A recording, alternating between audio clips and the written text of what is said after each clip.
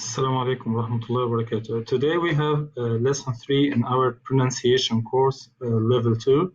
We have a vowel sound O, O, O, as in goat, O, O, O, not O, no, O, like goat. Okay, where can we see this sound? It may be written OA, O, then E, O only, OU, OUGH. Let's have some words. Number 1, note, rope, joke, robe, code, grove, close, rose, ozone, tone, home, explode.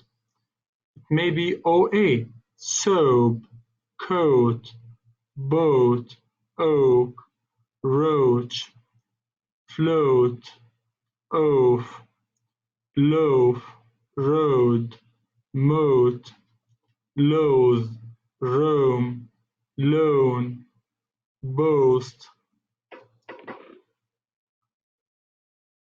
so, no, don't, host, only, both, gross, noble, ocean, explosion, erosion, holy, rogue,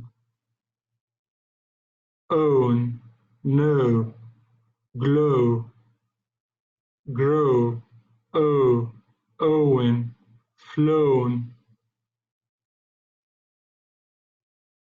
OUGH, like though, though, although. So the sound is O. Thank you very much.